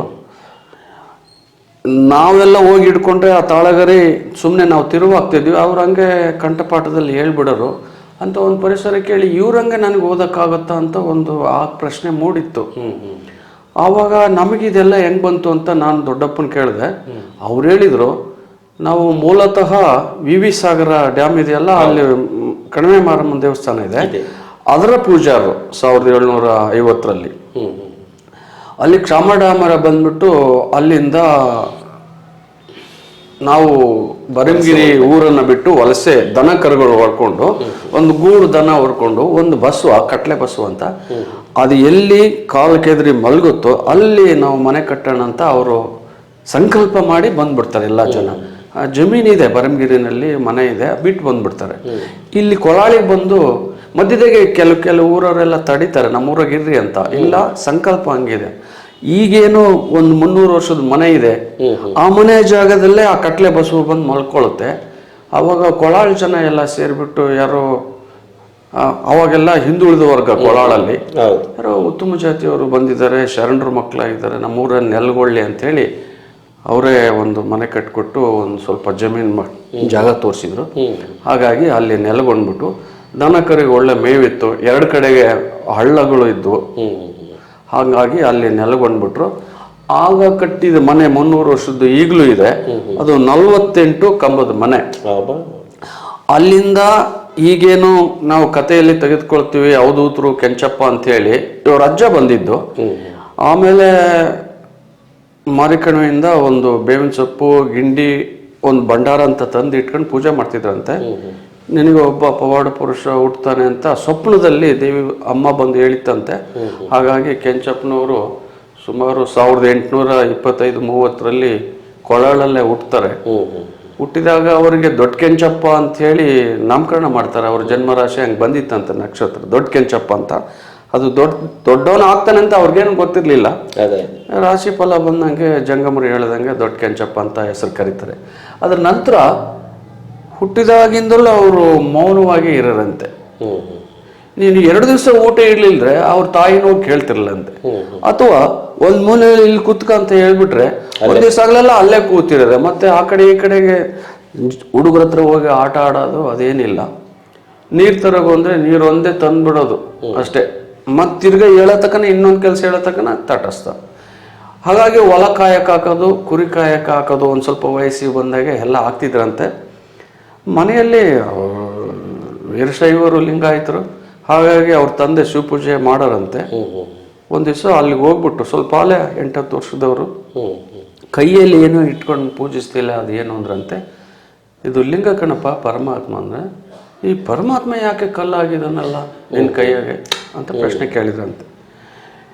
ಇದಕ್ಕೆಲ್ಲ ನಾನು ಉತ್ತರ ಹೇಳಕ್ಕಾಗಲ್ಲ, ಇದಕ್ಕೆ ಸದ್ಗುರು ದೊರಿಬೇಕು. ಸದ್ಗುರು ದೊರೆತಾಗ ಅವರು ಇದು ಪರಮಾತ್ಮ ಹೇಗೆ ಅಂತ ಅವರು ಹೇಳ್ತಾರಪ್ಪ, ನನಗೆ ಅಷ್ಟೊಂದೆಲ್ಲ ಗೊತ್ತಿಲ್ಲ, ನಾನು ವಿದ್ಯಾವಂತ. ನಿನಗೆ ಗುರುವಿನ ದೀಕ್ಷೆ ಆದಾಗ, ಗುರು ಸಂಘ ದೊರೆತಾಗ ಈ ಆಧ್ಯಾತ್ಮದ ನಿನಗೆ ಅರ್ಥ ಆಗುತ್ತೆ. ದೊಡ್ಡನಾದಾಗ ತಿಳ್ಕೊಳ್ಳುವಂತೆ ಇದನ್ನ ಕಲ್ಲು ಅನ್ಬೇಡ, ಪರಮಾತ್ಮ ಇವನನ್ನು ನಾವು ಪಡ್ಕೊಳ್ಳೋದು ಹೆಂಗೆ ಅಂತ ಅವ್ರು ಮರು ಪ್ರಶ್ನೆ ಇರ್ತಾರೆ. ಇವನ್ ಪಡ್ಕೊಳ್ಬೇಕಾದ್ರೆ ಗುರು ಸಂಘ ಬೇಕು ಅಂತ ಹೇಳ್ತಾರೆ. ಆಯ್ತು, ಅಲ್ಲಿಂದ ಅವರಿಗೆ ಕಾಡ್ತಾ ಇರುತ್ತೆ. ದನ ಕಾಯಕ್ ಹೋದ್ರು, ಕುರಿ ಕಾಯಕ್ ಹೋದ್ರು, ಮದುವೆನೆಲ್ಲ ಮುಂದೂಡ್ತಾ ಇರ್ತಾರೆ. ನನಗೆ ಗುರು ಸಂಘ ಬೇಕು, ಗುರು ಅನ್ನೋರು ಯಾರು ಹೇಗಿರ್ತಾರೆ ಅಂತ. ಆಗ ಅವ್ರಿಗೆ ಹಂಪೆ ಹತ್ರ ಒಂದು ಕಾಳ್ಘಟ್ಟ ಅಂತ 3 ಕಿಲೋಮೀಟರ್ ದೂರದ ಕಾಳ್ಘಟ್ಟ ಅಂತ ಇದೆ. ಆ ಕಾಳ್ಘಟ್ಟದಲ್ಲಿ ಶಿವಾಚಾರ್ಯ ರುದ್ರಮುನಿ ಸ್ವಾಮಿ ಅಂತ ಒಬ್ರು ಇದ್ರಂತೆ. ಅವರು ಕುದುರೆ ಮೇಲೆ ಈ ಊರಿಗೆ ಬಂದಿದ್ದಾರೆ, ಕುರುಮಡಿಕೆರೆಗೆ. ಆ ಕುರುಮಡಿಕೆರೆ ಹೋದಾಗ ಕೆಂಚಾವಧೂತರು, ಅವಾಗಿನ ಕೆಂಚಪ್ಪ ಅಂತ ಕುರಿ ಕಾರ್ಕೊಂಡಿದ್ದಾರೆ. ಒಂದು ಹಳ್ಳ ಬರುತ್ತೆ. ಹಳ್ಳ ಬರ್ಬೇಕಾದ್ರೆ ಅವು ಕುರಿ ನೀರು ಕುಡಿದ್ಬಿಟ್ಟು ಹಿಂಗೆ ಸರ್ಕೊಂಡಿದ್ದಾವೆ. ಅಲ್ಲೊಂದು ಕಲ್ಲು ಬಂಡೆ ಮೇಲೆ ಒಂದು 4-5 ಜನ ಶಿಷ್ಯರನ್ನು ಕುಂಡಿಸ್ಕೊಂಡು ಅವ್ರೇನೋ ವೇದ ಅಂತ ಹೇಳ್ತಿದ್ರಂತೆ. ಒಂದು ಬಿದಿರು ಮೇಲೆ ಅಡ್ಡ ಇದೆ. ಕೆಂಚಪ್ಪನವರು ಹಿಂಗೆ ಹಿಡ್ಕೊಂಡು ಒಂದು 8 ಅಡಿ ಕೋಲು ಗದ್ದಕ್ಕೆ ಹಾಕೊಂಡ್ಬಿಟ್ಟು ಅವರು ನಿಂತಿದ್ರಂತೆ, ಹಿಂಗೆ ಇಟ್ಕೊಂಡು ಆಲ್ಸರಂತೆ. ಅವ್ರ ಶಿಷ್ಯರು ಪಾಠ ಕೇಳ್ತಾ ಇದ್ರು. ಇವರು ಆಲ್ಸರು ಬ್ರಹ್ಮಸತ್ಯ ಜಗನ್ಮಿಥ್ಯ ಜೀವೋ ಬ್ರಹ್ಮ ಇವ ನಾಪರಹ ಅಂತ ಒಂದು ಪ್ರವಚನ. ಇವರು 1 ಗಂಟೆ ಕೇಳಿಸ್ಕೊಂಡ್ಮೇಲೆ ಅವ್ರ ಶಿಷ್ಯರಿಗೆ ನಾನು ಏನು ಹೇಳಿದೆ, ಒಂದು 2-3 ವಾಕ್ಯ ಯಾರಾದ್ರೂ ಬಿಡಿಸ್ರಪ್ಪ ಅಂತ ಮರು ಕೇಳಿದಾರೆ ಅವ್ರ ಗುರುಗಳು. ಕಾಳ್ಘಟ್ಟದ ರುದ್ರಮುನಿ ಸ್ವಾಮಿ ಯಾರಿಗೂ ಹೇಳಿಲ್ಲ. ಆದ್ರೆ ಬಿದಿರು ಪೆಳೆ ಒಳಗೆ ಕೆಂಚಪ್ಪನವ್ರು ಪಾದ ಕಾಣರಂತೆ. ಯಾವನೋ ಮಳೆ ಆ ಕಡೆಗೆ ಆಲ್ಸದ ಇರೋನು, ಬಾರೋ ಬೈಲಿಗೆ ಅಂದ್ರಂತೆ. ಇವರು ಪ್ರಪ್ರಥಮ ಬಾರಿಗೆ ಈ ಕಾವ್ಯ ಬೆಟ್ಟರು ರುದ್ರಾಕ್ಷಿಯವರನ್ನು ನೋಡ್ತಾರೆ. ಆ ಸ್ವಾಮಿಯರ ಕೈಯಾಗೆ ಒಂದು ಗಾಂಜಾದ ಸಿಲುಮೆ ಇತ್ತಂತೆ. ಸಿಲುಮೆ ನೋಡಿ ಆಶ್ಚರ್ಯ ಪಡ್ತಾರೆ. ಇವ್ರೇನು ಇಂಥ ಸ್ವಾಮಿಗಳಾಗಿದ್ದಾರೆ, ಇವರೆಲ್ಲ ಏನು ಚರ್ಚೆ ಮಾಡ್ತಾರೆ ಅಂತ ಹೇಳಿ ಹೋಗಿ ಉದ್ದಕ್ಕೆ ಅಡ್ಡ ಬಿದ್ಬಿಟ್ರಂತೆ. ಎದ್ದಳು ಯಾವರು ಅಂದ್ರಂತೆ. ಈಗ ಅವ್ರು ಕೇಳಿದ್ದಕ್ಕೆ ನನ್ನ ಹೆಸರು ಕೆಂಚ, ನಂದು ಕೊಳಾಳು ಅಂದ್ರಂತೆ. ದನ ಕಾಯ್ತೀನಿ ಅಂದ್ರಂತೆ. ಓದಿದ್ಯಾನ? ಇಲ್ಲ, ಹೆಬ್ಬೆಟ್ಟು, ನಾನು ಏನು ಓದಿಲ್ಲ. ಈಗ ಇಷ್ಟೊತ್ತು 1 ಗಂಟೆ ಕೇಳಿಸ್ಕೊಂಡಲ್ಲ ಏನಾನ ಹೇಳ್ತಿ ಅಂದಾಗ ಈ ಸಂಸ್ಕೃತ ಶ್ಲೋಕವನ್ನ ಅವರು ಬಿಡಿಸಿ ಹೇಳ್ಬಿಡ್ತಾರೆ. ಅವ್ರಿಗೆ ತಿಳಿದಿದ್ದು ಅವ್ರು ಹೇಳಿದ ಮೇಲೆ ಅವ್ರ ದೃಷ್ಟಿ ಇವನ್ ಮೇಲೆ ಬಿದ್ದುಬಿಡುತ್ತೆ. ಇವನು ಸರಿಯಾದ ಶಿಷ್ಯ ಆಗ್ತಾನೆ, ಗುರುಕೃಪೆ ಆಯ್ತು. ಅದಾದ್ಮೇಲೆ ಅವರು ಕಾಲವಾದಾಗ ಅವ್ರಿಗೂ ಇವ್ರಿಗೂ ಪತ್ರ ಒಡನಾಟ ಇದೆ. ಸುಮಾರು ನಮ್ಮ ಮನೆಗೆ ಒಂದು 3 ಪತ್ರಗಳಿದಾವೆ, ಹಂಪೆಯಿಂದ ಬಂದಿರೋ ಕುದುರೆ ಮೇಲೆ ಬರೋ ಒಂದು ಪತ್ರಗಳು. ಅವ್ರ ಸಮಾಧಿ ಆದಾಗ ಒಂದು ಷರತ್ತು ಹಾಕಿದ್ರಂತೆ. ನಿಜವಾದ ಶಿಷ್ಯ ಯಾರು ಒಂದು ಇಡೀ ಜೋಳವನ್ನ ನನ್ನ ಸಮಾಧಿ ಮೇಲೆ ಬಿಟ್ಟಾಗ ಅವು ಹರಳುಗಳಾಗ್ಬಿಟ್ರೆ, ಪೆರಲಾಗ್ಬಿಟ್ರೆ, ಬಿಳಿ ಹರಳಾಗ್ಬಿಟ್ರೆ ಅವನಿಗೆ ನನ್ನ ಆಸ್ತಿ ಎಲ್ಲ ಕೊಡಬೇಕು. 7 ಎಕರೆ ಜಮೀನು, ಈ ಪುಸ್ತಕದ ತಾಳೆಗರಿ ಒಂದು 8 ಗಂಟೆಗಳಿದಾವೆ, ರುದ್ರಾಕ್ಷಿ, ಬೆಳ್ಳಿ, ಪಾದಕೆ ಅವೆಲ್ಲ ಅವನಿಗೆ ಸಲ್ಲಬೇಕಂತ ಕಂಡೀಷನ್ ಮಾಡಿಸ್ಬೇಕು. ಆಗ ಈ ಭಾಗದಲ್ಲಿ ಬುರ್ಜನರೊಪ್ಪದ ದೊಣ್ಣಪ್ಪ ರೆಡ್ಡಿ ಅಂತ ಒಬ್ಬರು ಶಿಷ್ಯರು, ಕುರುಮಡಿಕೆರೆ ಶಾಂತವ್ವ, ನೆಕರ ಹನುಮಂತಪ್ಪ ಅಂತ, ಆ ಕಡೆ ಮಡಿಹಳ್ಳಿ ಗೋವಿಂದ ರೆಡ್ಡಿ ಅಂತ ಇವರೆಲ್ಲ ಶಿಷ್ಯರು, ನಾರಾಯಣಪ್ಪ. ಇವರಷ್ಟೊಳು ಅವ್ರ ಪತ್ರ ತಗೊಂಡು ಅಲ್ಲಿ ಸಮಾಧಿ ಹೋಗ್ತಾರೆ. ಅಲ್ಲಿ ಸಂಘರ್ಷ ನಡೀತಿರುತ್ತೆ. ಗುರುವಿನ ಸೊತ್ತು ನನಗೆ ಬೇಕು ಅಂತ. ಕೆಂಚಪ್ಪನವ್ರು ಒಂದು ಬಂಡೆ ಮೇಲೆ ಕೂತ್ಕೊಂಡು ಅಳ್ತಾ ಕೂತಿರಂತೆ, ತಲೆ ತೆಗೆಸ್ಕೊಂಡು, ಬರೆಮೈಯಾಗೆ ಕಂಬಳಿ ಹಾಕೊಂಡು. ಎಲ್ಲರೂ ಬಿಟ್ಟರು ಜೋಳ ಹರಳಾಗ್ಲಿಲ್ಲಂತೆ. ಆಗ ಅಲ್ಲಿರ್ತಕ್ಕಂಥ ದುರ್ಗಮ್ಮಜ್ಜಿ ಅಲ್ಲೊಬ್ಬ ಆತ ಕುಂತಿದ್ದಾನೆ ಯಜಮಾನ, ಆತನ ಕರೀರಪ್ಪ ಬಿಡ್ಲಿ ಜೋಳನ ಅಂದ್ರಂತೆ. ಆಗ ಇವರು ಊದುಗಡ್ಡೆ ಹಚ್ಕೊಂಡು ಸಮಾಧಿ 3 ಸುತ್ತರದು ಒಂದು ಇಡೀ ಜೋಳ ತಗೊಂಡು ಸಮಾಧಿ ಮೇಲೆ ಬಿಟ್ಟ ತಕ್ಷಣ ಅಲ್ಲಿವರೆಗೂ ಒಂದು ಚೀಲ ಇತ್ತಲ್ಲ, ಇಡೀ ಒಂದು ಪಲ್ಲ ಚೀಲ ಜೋಳ ಎಲ್ಲ ಹರಳಾಗ್ಬಿಟ್ಟು ಮಲ್ಲಿಗೆ ಹೂವು ಆದಂಗೆ ಆಯ್ತಂತೆ. ಆಗ ಕೆಲವು ಜನ ಅಂದ್ರೆ ಹೆಬ್ಬೆಟ್ಟಿನವನಿಗೆ ಪುರಾಣದ ಗಂಟು ಹೋಗ್ಬಿಡ್ತು, ಇವನು ಅಟ್ಟದಾಗ ಕಟ್ಟಿ ಬಿಸಾಕ್ಬಿಡ್ತಾನೆ, ಇದು ಏನು ಪ್ರಯೋಜನಕ್ಕೆ ಬರಲಿಲ್ಲಲ್ಲ, ಈ ಗುರುಗಳು ಹೆಂಗೆ ಓದ್ಬಿಟ್ರು ಇವನಿಗೆ ಅಂಥೇಳಿ. ಆಗ ಸರ್ ಅಲ್ಲಿಂದ ಬಂದಿರೋದು ಒಂದು ತಂಬೂರಿ, ಅವ್ರದ್ದು ಬೆತ್ತ, ಅವ್ರದ್ದು ರುದ್ರಾಕ್ಷಿ ಸರ, ಆಮೇಲೆ ಕೈ ಬದ್ದು ಅಂತ ಇದೆ, ಬೆಳ್ಳಿ ಪಾದಕ್ಕೆ, ಆಮೇಲೆ ಒಂದು 8-10 ತಾಳಗರಿ ಗ್ರಂಥಗಳು ತಲೆ ಮೇಲೆ ಹೊತ್ಕೊಂಡು ಕೆಂಚ ಓದಿದ್ರು. ಅವತ್ತು ತಂದು ಮನೆಗೆ ಇಟ್ಟರು. ಅವ್ರು ಅಂದಿದ್ರಲ್ಲ, ನಿರಕ್ಷರ ಕುಕ್ಷಿಕೈಗೆ ಪುರಾಣದ ಗಂಟು ಸಿಕ್ಕಿದೆ, ಇದು ವೇಸ್ಟ್ ಆಗುತ್ತೆ ಅಂತ ಅಟ್ಟದಾಗ ಇಡ್ತಾನೆ, ಹುಳ ತಿಂದೋಗ್ತೇವೆ ಅಂತ. ಆದರೆ ನಿಮ್ಗೆ ಇವತ್ತು ಹೇಳ್ಬೇಕಂದ್ರೆ 1880ರಲ್ಲಿ ಆ ಗ್ರಂಥ ತಂದಿರೋದು, ಅವಾಗಿನೂ ದೇವಿ ಮಾತ್ರ ಪ್ರಿಂಟ್ ಆಗಿರಲಿಲ್ಲ. ಅವತ್ತು ಓದಕ್ಕೆ ಶುರು ಮಾಡಿದರೆ, ನನ್ನ ಅನುಭವದಲ್ಲಿ ಹೇಳ್ಬೇಕಂದ್ರೆ ನಾನು 1 ವರ್ಷದಲ್ಲಿ 100 ರಾತ್ರಿ ಪುರಾಣ ಓದಿದ್ದೀನಿ. ಭಕ್ತರು ಹರಕೆ ಹೊತ್ಕೊಳ್ತಾರೆ, ಅವ್ರಿಗೆ ಒಳ್ಳೇದಾಗುತ್ತೆ ಕೆಟ್ಟದಾಗುತ್ತೆ ಏನೋ ಒಂದು ಹರಕೆ ಇರ್ತಾರೆ, ಮಂಗಳವಾರ ಶುಕ್ರವಾರ ಓದಬೇಕು. ಈ ಉಪನ್ಯಾಸಕರ ಜೊತೆಗೆ 1 ವರ್ಷದಲ್ಲಿ ನಾನು ಕ್ಯಾಲೆಂಡರ್ ರೌಂಡ್ ಮಾಡ್ದಂಗೆ 100 ರಾತ್ರಿ ನಿದ್ದೆ ಕಟ್ಟಿ, ಅಂದರೆ ರಾತ್ರಿ 8 ಗಂಟೆಗೆ ಓದಕ್ಕೆ ಕುತ್ಕೊಂಡ್ರೆ ಬೆಳಗ್ಗೆ 8 ಗಂಟೆ ಅಷ್ಟೊತ್ತಿಗೆ ಮುಗಿಯೋದು. 8 ಗಂಟೆ ಮುಗಿದ ಮೇಲೆ ಕಾಲೇಜ್ ಪಾಠಕ್ಕೆ ಹೋಗ್ತಾ ಇದ್ವಿ. ಆದರೆ ಅದೆಲ್ಲ ಉಚಿತವಾಗಿ, ನಾವು ಯಾವುದೇ ಇದಿಲ್ಲ. ಹಾಗಾಗಿ ಈಗ ಒಂದು 20 ವರ್ಷ ಆ ರೀತಿ ಓದ್ಕೊಂತ ಬಂದಿದ್ದೀವಿ. ಅಂದರೆ ಒಂದು ಶತಕಕ್ಕೂ ಹೆಚ್ಚು ಕಾಲ ಇದ್ದಂತಹ ಈ ಒಂದು ಪವಾಡ ಪುರುಷನ ಬದುಕು, ದೊಡ್ಡ ಕೆಂಚಪ್ಪ ಕೆಂಚಾವಧೂತರಾಗಿ ಈ ಕೊಳಾಳಿನ ಸುತ್ತಮುತ್ತ ಮತ್ತು ಭಕ್ತರ ಹೃದಯದಲ್ಲಿ ನೆಲೆಸಿ ಅನೇಕ ಪವಾಡಗಳ ಮೂಲಕ ಭಕ್ತರಿಗೆ ಒಂದಷ್ಟು ಜಾಗೃತಿ ಆಶೀರ್ವಾದ ಮಾಡ್ತಾ ತನ್ನ ಕಡೆ ಸೆಳ್ಕೊಂಡಿರುವಂತಹ ಈ ಒಂದು ಪರಂಪರೆಯ ವಾರಸ್ದಾರರಾಗಿ ಈ ಹೊತ್ತು ನೀವುಗಳು ಇದರ ಜೀರ್ಣೋದ್ಧಾರಕ್ಕಾಗಿ ಅಥವಾ ಆ ಕ್ಷೇತ್ರದ ಮಹಿಮೆಯನ್ನು ಕಾಪಾಡೋದಕ್ಕಾಗಿ ಹಮ್ಮಿಕೊಂಡಿರುವಂಥ ಕೆಲಸಗಳು ಅನಿವಾರ್ಯ ಅಗತ್ಯನೋ ಏನೋ ಗೊತ್ತಿಲ್ಲ. ನಾವು ಅವರ ವಂಶಸ್ಥರಾಗಿ ಈಗ ನಾವು 4ನೇ ತಲೆಮಾರು ಮರಿಮಕ್ಕಳು ನಾವು. ಅವರು ಆರಂಭದಲ್ಲಿ ಸಮಾಧಿ ಆದಾಗ 1905 ಅಂತ ಕಾಣುತ್ತೆ ಸಮಾಧಿ. ಒಂದು ಬಯಲು ಪ್ರದೇಶದಲ್ಲಿ ಎಲ್ಲರನ್ನೂ ಸಮಾಧಿ ಆದಂಗೆ ಮಾಡಿದ್ದಾರೆ. ಅದಾದ್ಮೇಲೆ ಯಾರೋ ಒಬ್ಬರು ಸಣ್ಣದೊಂದು ಆನಕಲ್ ಚಪ್ಪಡಿ ತರಿಸಿ ಒಂದು ಗುಡಿ ನೆರಳು ಮಾಡಿದ್ದಾರೆ. ಅದಾದ್ಮೇಲೆ ಬೇರೆ ಎಲ್ಲ ಸೇರಿ ಒಂದು ಸಣ್ಣ ಗುಡಿ ಮಾಡಿದ್ರು. ಈಗ ಕೆಲವು ಅಭಿವೃದ್ಧಿ ಕೆಲಸಗಳನ್ನು ನಾವು ನಮ್ಮ ಕೆಂಚಾವಧೂತರಿಗೆ 4 ಜನ ಗಂಡು ಮಕ್ಕಳು 2 ಹೆಣ್ಮಕ್ಳು. ಈ 4 ಜನ ಗಂಡು ಮಕ್ಕಳಲ್ಲಿ ನಾವು 8 ಜನ ಆದ್ವಿ. ನಮ್ಮ ಅಪ್ಪುಗಳು ದೊಡ್ಡಪ್ಪುಗಳು 8 ಜನ, ಚಿಕ್ಕ ದೊಡ್ಡಪ್ಪುಗಳು ಅವರೆಲ್ಲ. ಈಗ ನಾವು ಒಂದು 18 ಜನ ಮರಿಮಕ್ಕಳಿದ್ವಿ. ಮರಿಮಕ್ಕಳು ಎಲ್ಲ ಕಲ್ತ್ಬಿಟ್ಟು ಒಂದು ಟ್ರಸ್ಟ್ ಮಾಡಿಕೊಂಡು ಆ ಟ್ರಸ್ಟ್ನಲ್ಲಿ ಗೌರವ ಅಧ್ಯಕ್ಷರು ನಮ್ಮನ್ನು ಮಾಡಿದ್ದಾರೆ. ಬೇರೆ ಬೇರೆ ಪದಾಧಿಕಾರಿಗಳೆಲ್ಲ ಸೇರಿ ಈಗ ಒಂದು 3 ಕೋಟಿ ರೂಪಾಯಿದು ಒಂದು ದೇವಸ್ಥಾನ ಮಠ ಕಟ್ಟಬೇಕು ಅಂತ ಮಾಡಿದ್ವಿ. ಈಗ ಆಲ್ರೆಡಿ ನಾವು ನಮ್ಮ ಕೈಲಾದಷ್ಟು ಒಂದು 20 ರೂಮ್ಗಳನ್ನು ವಸತಿ ಗೃಹ ಕಟ್ಸಿದೀವಿ ಭಕ್ತಾದಿಗಳ ಅನುಕೂಲಕ್ಕಾಗಿ. ಒಂದು ಭಜನೆ ಭವನ ಕಟ್ಸಿದೀವಿ. ಒಂದು 200 ಜನ 250 ಜನ ಊಟ ಮಾಡ್ತಕ್ಕಂಥ ದಾಸೋಹ ಮಂದಿರ ಕಟ್ಟಿದೀವಿ. ಒಂದು ಕಲ್ಯಾಣ ಮಂಟಪ ಕಟ್ಟಬೇಕಂತ ಉದ್ದೇಶ ಇದೆ. ಈಗ ನಾಳೆ ಫೆಬ್ರವರಿ 1ನೇ ತಾರೀಕು ಸ್ವಾಮಿ ಮಠದ ಶಂಕುಸ್ಥಾಪನೆ ಕಾರ್ಯ ಇಟ್ಕೊಂಡಿದ್ವಿ. ಆದರೆ ಇಂದಿನ ದಿವಸ ಸಾಮೂಹಿಕ ದೇವಿ ಪಾರಾಯಣ ಅಂಥೇಳಿ ಯಾವುದೇ ಭಕ್ತರು ಜಾತಿ ಕುಲ ಭೇದ ಇಲ್ಲದೇ ಯಾವುದೇ ವಯಸ್ಸಿನವರು ಬಂದು ಒಂದೊಂದು ಪುಸ್ತಕ ತೊಗೊಂಬಂದು ದೇವಿ ಮಹಾತ್ಮೆ ಗ್ರಂಥವನ್ನು ಅವತ್ತಲ್ಲಿ ಪಠಣ ಮಾಡ್ಬೋದು ಇಡೀ ರಾತ್ರಿ ಎಲ್ಲ. ಈ ಸಂಕಲ್ಪವನ್ನು ಮಾಡಿ ಅಭಿವೃದ್ಧಿ ಕೆಲಸಗಳನ್ನು ಒಂದೊಂದಾಗಿ ನಾವು ನಡೆಸ್ಕೊಂಡು ಹೋಗ್ತಾ ಇದ್ವಿ. ನಾವೇ ವಂಶಸ್ಥರೇ ಇದುವರೆಗೂ ನಡೆಸ್ಕೊಂಡು ಹೋಗಿದ್ವಿ. ಬಹುಶಃ ಈ ಥರದ ಒಂದು ಸಾಧು ಸಜ್ಜನರು ಸನ್ಯಾಸದ ಕ್ಷೇತ್ರದಲ್ಲಿರುವಂಥವರ ಬೆನ್ನೆಲುಬಾಗಿ ನಿಂತು ಆ ಪರಂಪರೆಯನ್ನು ಉಳಿಸ್ಕೊಂಡು ಹೊರಟಂತಹ ನಿಮ್ಮ ಕುಟುಂಬ ಮತ್ತು ನಿಮ್ಮಲ್ಲಿರ್ತಕ್ಕಂಥ ಧಾರ್ಮಿಕ ಶ್ರದ್ಧಾಭಕ್ತಿಗಳು, ನಿಮ್ಮ ಕುಟುಂಬದ ಎಲ್ಲ ಹೆಣ್ಣು ಮಕ್ಕಳು ಮರ್ಯಾದೆಯಾಗಿ ನೀವು ಇದನ್ನು ನಡೆಸ್ಕೊಂಡು ಹೋಗ್ತಿರುವಂಥದ್ದು ಒಂದು ಸಮಾಜಕ್ಕೆ, ಒಂದು ಕುಟುಂಬಕ್ಕೆ, ಒಂದು ಧರ್ಮದ ನೆಲೆಗಟ್ಟಿಗೆ ಬಹುಶಃ ಪ್ರೋತ್ಸಾಹದಾಯಕವಾದಂಥ ವಿಚಾರ. ಯಾಕೆ ಅಂತ ಹೇಳಿದ್ರೆ ಆಧುನಿಕತೆ ಯುಗದಲ್ಲಿ ಅಯ್ಯೋ ಬಿಡಪ್ಪ ಯಾರು ಇದ್ರಂತೆ ನಮ್ಗೆ ಯಾಕೆ ಆಗೋದ್ಲು, ನಮ್ಮ ಪಾಡಿ ನಾವು ಸೂಟು ಬೂಟ ಹಾಕ್ಕೊಂಡು ಇರ್ಬಿಡೋಣ ಅಂತ ಅನ್ನುವ ದಿನಮಾನಗಳಲ್ಲಿ ಒಂದು ಪರಂಪರೆಯನ್ನು, ಒಂದು ಅವಧೂತ ಪರಂಪರೆಯ ಈ ಮಹಾನ್ ಪುರುಷನ ಜೀವನ ಚರಿತ್ರೆ ಇತರರಿಗೆ ಮಾದರಿ ಆಗಲಿ ಅನ್ನುವ ನಿಟ್ಟಿನಲ್ಲಿ ನೀವು ಕಾರ್ಯವನ್ನು ಕೈಗೊಳ್ತಾ ಇದ್ದೀರಿ. ಜೊತೆಗೆ ಕಷ್ಟಗಳು ದೂರವಾಗಲಿ, ಆ ಕ್ಷೇತ್ರ ಮತ್ತಷ್ಟು ಎತ್ತರಕ್ಕೆ ಬೆಳೆಯಲಿ, ಅದೊಂದು ಪುಣ್ಯ ಪಾವನ ಕ್ಷೇತ್ರವಾಗಿ ಚಿತ್ರದುರ್ಗ ಜಿಲ್ಲೆಯ ಒಂದು ಪಾವನ ಕ್ಷೇತ್ರ ಅಂತೇಳಿ ಮತ್ತಷ್ಟು ಬಾನೆತ್ತರಕ್ಕೆ ಬೆಳೆಯುವಂತಾಗಲಿ, ಭಕ್ತರಿಗೆ ಅಭಯ ನೀಡುವಂಥ ಒಂದು ಕ್ಷೇತ್ರವಾಗಲಿ ಅಂತೇಳಿ ನಮ್ಮ ಬಿಸಿ ಸುದ್ದಿ ವಾಹಿನಿಯ ಪರವಾಗಿ, ನಮ್ಮ ಎಲ್ಲ ಬಳಗದ ಪರವಾಗಿ ನಿಮಗೆ ಈ ಹೊತ್ತು ಇಲ್ಲಿಗೆ ಆಗಮಿಸಿ ನಿಮ್ಮ ಬದುಕಿನ ಸಾಧನೆಯ ಕೆಲವು ಮೆಟ್ಟುಗಳನ್ನು ಹೇಳ್ತಾ ಧಾರ್ಮಿಕ ಕ್ಷೇತ್ರದಲ್ಲಿ ನಿಮ್ಮನ್ನು ತೊಡಗಿಸಿಕೊಂಡ ಬಗೆಯನ್ನು ವಿವರಿಸಿದ್ದಕ್ಕಾಗಿ ಹೃದಯಪೂರ್ವಕ ವಂದನೆ, ಅಭಿನಂದನೆ. ತಮಗೂ ನಮಸ್ಕಾರ, ತುಂಬ ಥ್ಯಾಂಕ್ಸ್. ತಾವೆಲ್ಲರೂ ಇಷ್ಟೊಂದು ಅವಧೂತರ ಪರಂಪರೆಯನ್ನು ಪ್ರಚಾರ ಮಾಡೋದಕ್ಕೆ, ಲೋಕದ ಜನಗಳಿಗೆ ಇದನ್ನು ತಿಳಿಸ್ಕೊಡ್ಬೇಕು. ನಮ್ಮಲ್ಲಿ ಒಬ್ಬರು ಸಾಧಕರಿದ್ದರು, ಅನಕ್ಷರಸ್ಥರು ಕೂಡ ಅವಧೂತ ಪರಂಪರೆಯಲ್ಲಿ ಬೆಳಿಬಹುದು, ವೇದಾಂತವನ್ನು ತಿಳಿಬಹುದು ಅನ್ನೋದನ್ನು ಜನಗಳಿಗೆ ತಿಳಿಸೋದಕ್ಕೆ ತಾವು ನೆರವಾಗಿದ್ದೀರಿ.